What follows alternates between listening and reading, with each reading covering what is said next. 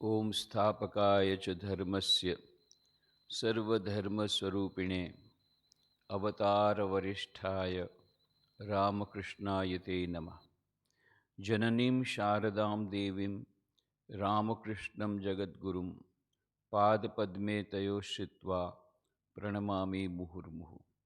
नमः श्रीयतिराजाय विवेकानन्दसूरये सच्चित्सुखस्वरूपाय स्वामिने तापहारिणे। स्वामी विवेकानंद जी के पोरबंदर के निवास के बारे में चर्चा चल रही थी। फिलहाल उस चर्चा को वहीं पर स्थगित करके हम चले जाते हैं द्वारका, क्योंकि स्वामी विवेकानंद जी जो पोरबंदर आए थे वे तो द्वारका में जाते समय ही बीच में आए थे। ये बात अलग है कि बाद में इस प्रकार से शंकर पांडुरंग पंडित के यहाँ लाइब्रेरी मिली और महाराजा विक्रमादित्य जी का प्रेम मिला और ये सब हुआ, परंतु वे उनका मुख्य उद्देश्य था द्वारका का दर्शन करना। और उन्होंने किस प्रकार से वे द्वारका गए उसके बारे में अभी हम लोग कुछ नहीं कह सकते हैं। ये भी हो सकता है कि जैसा कि कुछ जगह पर से जानकारी मिली अभी नई नई कि शायद महाराजा विक्रमादित्य जी ने घोड़ा गाड़ी के द्वारा उनको द्वारका दर्शन कराया होगा, पर पुरानी पुस्तकों से ऐसा लगता है कि वे परिव्राजक रूप में ही वहाँ पर थे। वैसे हो सकता है कि बाद में फिर से वे द्वारका गए हों परिव्राजक के रूप में, क्योंकि द्वारका में उनको बारंबार जाना इसलिए पड़ा, जैसे जूनागढ़ में जाना पड़ा, क्योंकि द्वारका से ही बेट द्वारका और बेट द्वारका से ही जो ओखा है वहीं से मांडवी का जहाज मिलता था और कच्छ में 2 बार गए थे। इसका प्रमाण हमको हमारे पास है, इसलिए हो सकता है कि एक से अधिक बार द्वारका गए हों। पर जो पुस्तकें हैं स्वामी विवेकानंद के जीवन चरित्र, उसमें एक ही बार की उनकी मुलाकात का वर्णन है। तो स्वामी गंभीरानंद जी महाराज ने जो लिखा है युगनायक विवेकानंद, जो पुस्तक लिखी है, जो कि life of Swami Vivekananda by eastern western disciples के इस पर ही आधारित है, उसमें ऐसा लिखा है कि पोरबंदर में कुछ दिन और बिताकर अंत में स्वामी जी ने मित्रों से विदा ली और भगवान श्री कृष्ण की लीला भूमि द्वारका चले आए। प्राचीन कीर्तियों में से कुछ भी वर्तमान द्वारका में नहीं पाया जाता, जहां भगवान श्री कृष्ण की अट्टालिकाओं से विमंडित वह पौराणिक नगर था, वह आज अतल समुद्र के गर्भ में निमज्जित है। तो ये तो हमको मालूम है कि इस प्रकार से श्री कृष्ण भगवान ने लीला संवरण करने के पहले यादवों के बीच में युद्ध हुआ, फिर बाद में श्री कृष्ण भगवान की लीला वो उन्होंने खुद ने अपनी लीला भी समाप्त की, और फिर अर्जुन जाते हैं और जो बचे खुचे लोग रहते यादव, स्त्रियां, बच्चे, ये सबको हस्तिनापुर ले जाते हैं। और इधर पूरा का पूरा द्वारका नगरी जो उन्होंने बसाया था, सोने की द्वारका, श्री कृष्ण भगवान ने बसाया था। ये भी मालूम है किस प्रकार से जरासंध ने 17 बार मथुरा पर आक्रमण किया, और श्री कृष्ण भगवान चाहते थे कि प्रजा शांति से रहें। सब समय युद्ध के डर के भीतर में प्रजा यदि रहती है तो वह जीवन का आनंद नहीं ले पाती। यह जो सत्य है वह श्री कृष्ण भगवान को पता था, जो आज भी हम लोगों को इसको समझाना पड़ता है कि यदि शांति नहीं होगी विश्व में तो हम जीवन का आनंद नहीं ले पाएंगे। तो श्री कृष्ण भगवान ने शांति को ज़्यादा महत्व दिया, अपने अहंकार को महत्व नहीं दिया। उन्होंने ये नहीं सोचा लोग मुझे रणछोड़ कहेंगे। उनका नाम रणछोड़ जो हुआ, ये रण छोड़ के भाग गए। बोले ठीक है, तुमको जो बोलना हो बोलो, मुझे चाहिए मेरे प्रजाजन शांति में रहें, मुझे मेरे नाम यश की आकांक्षा नहीं है। ये भगवान श्री कृष्ण का एक महान चरित्र तो वे मथुरा छोड़ करके सब के सब अपने यादवों के साथ जाते हैं और नई नगरी बसाते हैं। द्वारका नगरी, सोने की नगरी ऐसा कहते हैं। पहले तो वहाँ जमीन नहीं थी, समुद्र में से पहले जमीन को वहाँ पर प्राप्त करते हैं समुद्र में से, रिक्लेमेशन। ऐसे जैसे बॉम्बे वगैरह में रिक्लेमेशन हुआ है, ये भी रिक्लेमेशन समुद्र में से। रिक्लेमेशन जो रिक्लेम्ड लैंड था, उसमें उन्होंने द्वारका नगरी को बसाई। और फिर बाद में जब सब लीला सवर्ण कर ली और सब चले गए, तो फिर वो द्वारका नगरी फिर यह समुद्र में गर्क हो गई। ये सब हम लोग जानते हैं। तो यहाँ पे यही कहा कि भगवान श्री कृष्ण की अट्टालिकाओं से विमंडित वह पौराणिक नगर था, वह आज अतल समुद्र के गर्भ में निमज्जित है।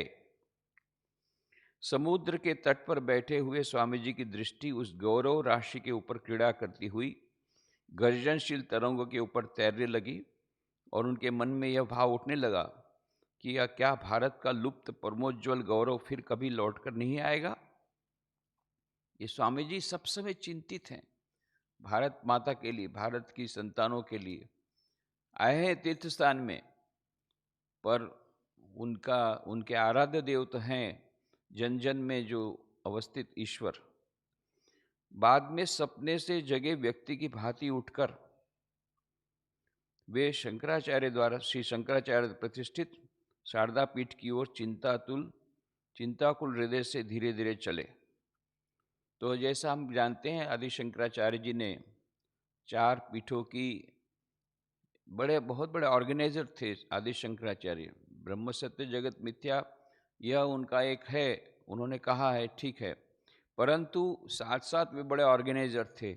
सारे भारत की परिक्रमा कई बार की और फिर इतनी कम उम्र में उन्होंने कितने सारे भाष्य लिखे, सब लिखा, पर साथ में ऑर्गेनाइजर थे। उन्होंने चारों दिशाओं में 4 पीठों की यह स्थापना की। उधर बद्रिकाश्रम में उत्तर में, दक्षिण में श्रृंगेरी मठ, पूर्व में जो पुरी का मठ, और यहाँ पश्चिम में द्वारका में शारदा पीठ, और वहाँ पुरी में गोवर्धन मठ। इस प्रकार से उन्होंने ये जो पीठ की थी, इसमें जो शारदा पीठ है वह द्वारका में, तो वहाँ पर स्वामी विवेकानंद जी ने वहाँ पर गए। मठ के महंत ने उनका सादर स्वागत किया। यादवों के द्वारा अवस्थित उस प्राचीन महानगरी के अवशिष्ट एक हिस्से में स्थित उस मठ के एक नीरव कमरे में बैठकर स्वामी जी एकांत मन से भावी भारत के पुनरुत्थान के विषय में सोचने लगे। ये जो शारदा पीठ है, आप जाएंगे तो द्वारका मंदिर से एकदम लगा हुआ है, एक ही दीवाल है, ऐसा नहीं कि बहुत दूर है, एक ही दीवाल है। स्वामी प्रभानंद जी महाराज, जो कि अभी रामकृष्ण मठ मिशन के वाइस प्रेसिडेंट हैं, बहुत वर्षों पूर्व जब आए थे, तब उनको जब ले जाया गया था और उन्होंने कहा था कि स्वामी जी किस कमरे में रहे होंगे।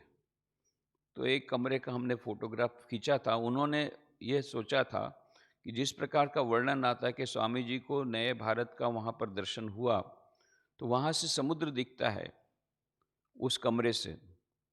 वो कमरा, इस कमरे का उन्होंने कहा फोटो ले लिया था हम लोगों ने, जिसमें यहाँ प्रभानंद जी महाराज भी दृष्टिगोचर हो रहे हैं।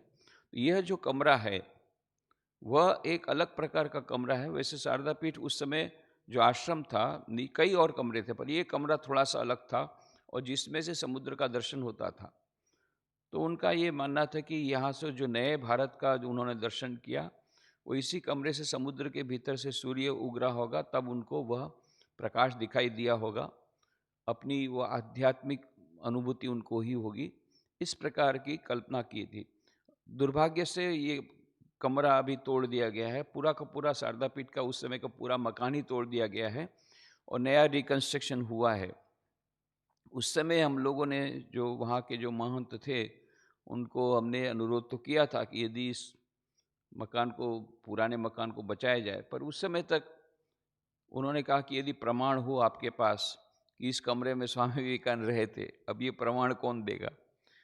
हम तो केवल ये कर सकते हैं कि शारदा पीठ में रहे थे, ये हम कह सकते हैं कि हमारी पुस्तकों में। किस कमरे में रहे थे वो तो है नहीं, ये तो केवल अनुमान है। तो अनुमान के ऊपर कि हम पूरा का पूरा मकान का रिनोवेशन तो रोक नहीं सकते हैं। तो जो हो वो तो चला गया दुर्भाग्य से, वो पूरा का पूरा मकान, वो कमरा जो अभी दिखा रहे वो भी चला गया, मकान पूरा चला गया जिसमें स्वामी जी रहे होंगे। पूरा रिकंस्ट्रक्शन हो गया है, वहाँ पर गेस्ट हाउस बनाया है वहाँ शारदा पीठ में। तो जो भी होगा, स्वामी जी ने वहाँ पर उस उस प्राचीन महानगरी के अवशिष्ट एक हिस्से में स्थित उस मठ के एक नीरव कमरे में बैठकर, यह नीरव कमरा है जो मैंने बताया, नीरव कमरे में बैठकर स्वामी जी एकांत मन से भावी भारत के पुनरुत्थान के विषय में सोचने लगे और अपने मानस नेत्रों से एक महाप्रकाश, भारत के समुज्वल देदीप्यमान भविष्य का चित्र देखते रहे। इतनी यह मानो एक महाप्रकाश उनको दिखा। और जो फर्स्ट एडिशन है life of Swami Vivekananda by eastern western disciples, उसमें थोड़ो उससे हमको थोड़ी सी अधिक जानकारी मिलती है, मैंने थोड़ा सा अधिक वर्णन मिलता है इसके बारे में कि स्वामी विवेकानंद जी के मन में उस समय क्या चल रहा था। बहुत सुंदर वर्णन उसमें दिया है। In this place, Swamiji was again the itinerant monk, living where he could, eating what he might receive as bhiksha, now recollected in deep meditation, now abstracted in some vision of the past that told of the glories of the Yadavas and of their ruin and of the greatness of Sri Krishna. तो ये श्री कृष्ण भगवान एक परिव्राजक रूप में घूम रहे थे और अपने चिंतन में मग्न थे। जो पुरानी जो भगवान श्री कृष्ण के समय की नगरी की उस समय की क्या शोभा रही होगी, क्या महिमा मंडित वह होगा, उस समय के उस बारे में सोच रहे थे। And gazing out upon the ocean, his soul rose up in waves of agony at the thought that of that India which was Mahabharata, nothing now remained except a faint outline of ruin. और उनका मन थोड़ा सा दुखित हुआ कि देखो इतना महान ये सोने की नगरी थी द्वारका, और यह इतना महिमा मंडित वह शहर था, आज उसमें कुछ भी नहीं रह गया, शेष अवशिष्ट कुछ भी नहीं रह गया, उस महिमा का कुछ भी अवशिष्ट नहीं रह गया। उनको उसकी ग्लानि हुई, दुख हुआ। और साथ साथ में पूरा भारत भी की भी तो यही स्थिति थी। जैसे सोने की द्वारका गर्क हो गई, वो जो सोने की चिड़िया भारत, वो भी तो गायब हो गया। ये तो इसके बारे में भी स्वामी जी उस समय सोचने लगे कि महान भारत, उसकी भी दशा उसी प्रकार से हुई। उस प्रकार की जो महिमा अभी कुछ भी नहीं बची, तो क्या वो महिमा वापस नहीं आएगी? ये सब चिंतन कर रहे हैं Swami ji. Nothing now remained except a faint outline of ruin. He sat beside the ocean's shore and yearned ardently to stem the tide of another ocean, the ocean of the invasion of foreign culture, which threatened the very existence of the Dwarka of Hinduism itself.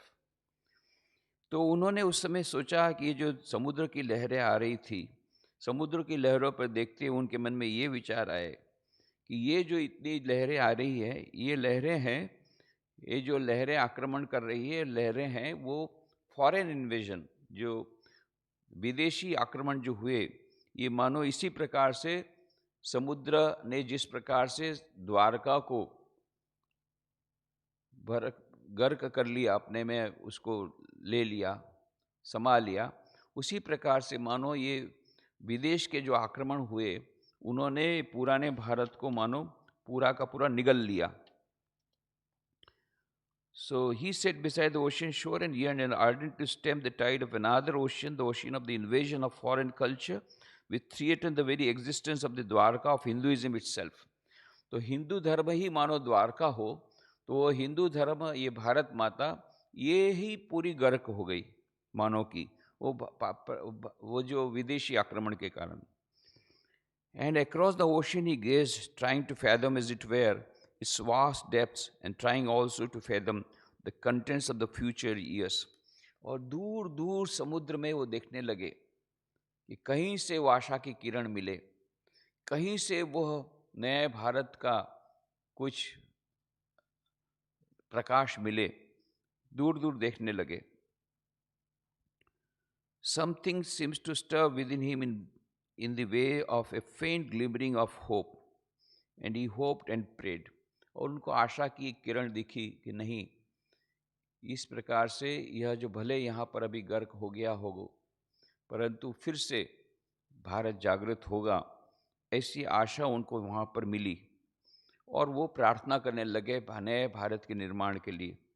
Then rising from a dream as it were, he betook himself to the monastery founded by Sri Shankaracharya, known as the Sharda मठ। यहाँ शारदा मठ लिखा है पर वो शारदा पीठ है।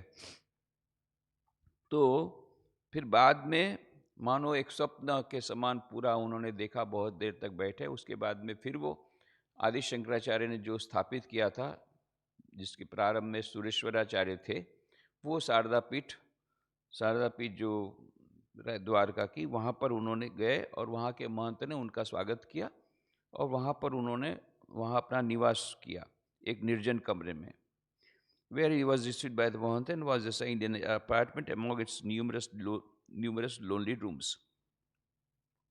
He thought of the ages long ago when this monastery was a seat of great learning, and often he was overcome with pity at his departed glory, and tears flowed from his eyes.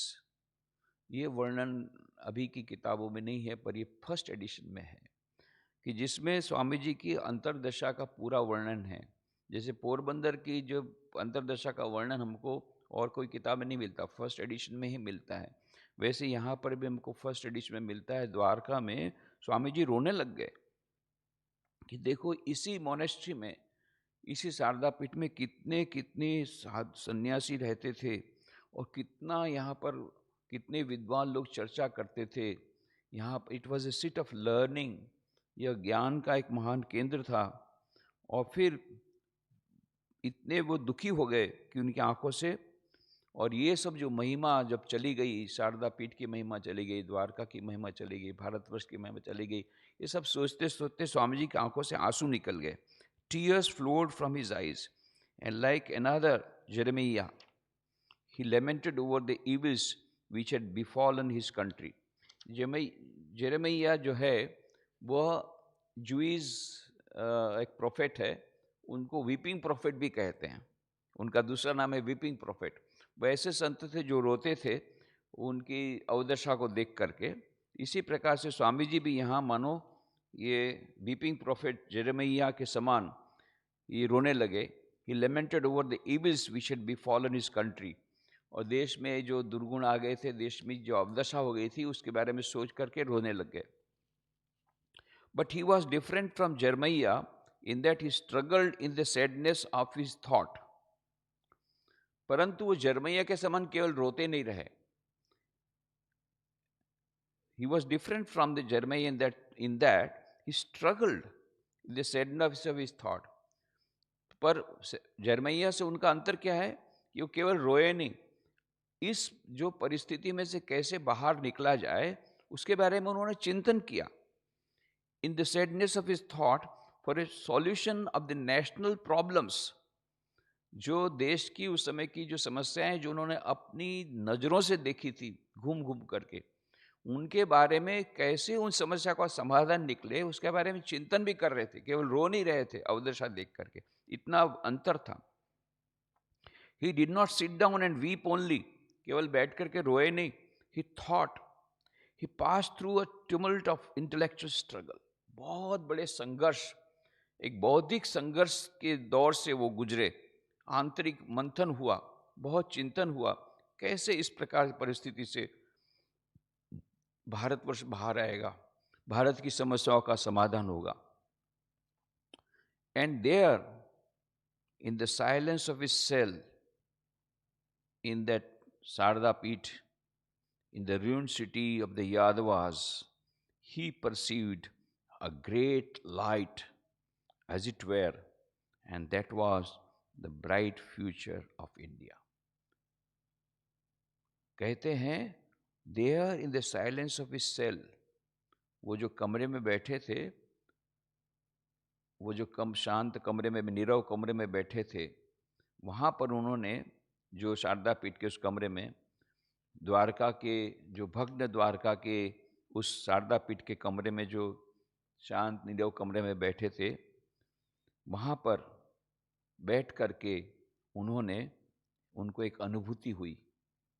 किस प्रकार की अनुभूति? ही perceived a great light. एक महान प्रकाश पुंज उनको दिखा।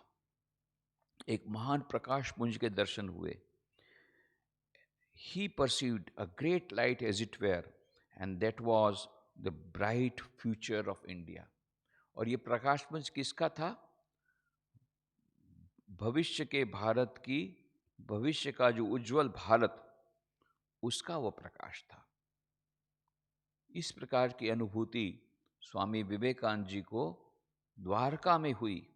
देखिए, ये जो गुजरात में स्वामी विवेकानंद आए, उसमें कितनी प्रकार की अनुभूतियां उनको हो रही है, और भी बहुत सारे प्रकार के बाकी है, परंतु किस प्रकार से उनका अंतर्द्वंद हो रहा है, मंथन हो रहा है, किस प्रकार से उनको एक के बाद एक अनुभूतियां हो रही है, यह स्वामी विवेकानंद जी के, हम तो बाहर में ठीक है उन्होंने क्या क्या किया, उससे ज़्यादा महत्व का ये है कि उनको यहाँ क्या क्या अनुभूतियां हुई, उनके मन में क्या क्या परिवर्तन हुए, ये ज़्यादा महत्व का है। और ये गुजरात में उनका जो निवास है, उसमें एक बहुत बड़ा महत्व का उनका यह एक दौर है, एक समय है, जबकि उनको इस प्रकार की अनुभूतियां हुई। तो द्वारका के मंदिर में उनके द्वारकाधीश के तो दर्शन किए ही, परंतु भविष्य की भारत माता के दर्शन किए, भविष्य की उज्जवल भारत माता। और ये स्वामी विवेकानंद जी को हम क्यों कहते हैं ही इज अ प्रोफेट? क्यों कहते हैं कि वे एक पैगंबर हैं, वे साधारण संत नहीं है? क्यों? क्योंकि वो भविष्यवेत्ता नहीं है, वो युग दृष्टा हैं। तो अपनी युग दृष्टि से उन्होंने देख लिया भारत जगेगा, और उन्होंने ये भी कहा था अन्यत्र बाद में, भारत ऐसा जगेगा कि दुनिया देख करके दंग हो जाएगी, and the past glory will fade into insignificance. Bharat इतना महिमा मंडित होगा कि उसकी प्राचीन महिमा म्लान हो जाएगी। ऐसे उज्जवल सुनहरे भारत की परिकल्पना, केवल परिकल्पना नहीं, ऐसे उज्जवल सुनहरे भारत का दर्शन उनको एक महान प्रकाश पुंज के रूप में, उसकी अनुभूति स्वामी विवेकानंद जी को ये द्वारका में हुई है। ये एक बहुत बड़ी महत्वपूर्ण घटना स्वामी विवेकानंद जी के जीवन में है। द्वारकाधीश की बात की चर्चा हम लोग बाद में करेंगे, आज यहाँ समाप्त करें। ओम शांति शांति शांति। हरि ओम तत्सत। श्री राम कृष्णार्पणमस्तु।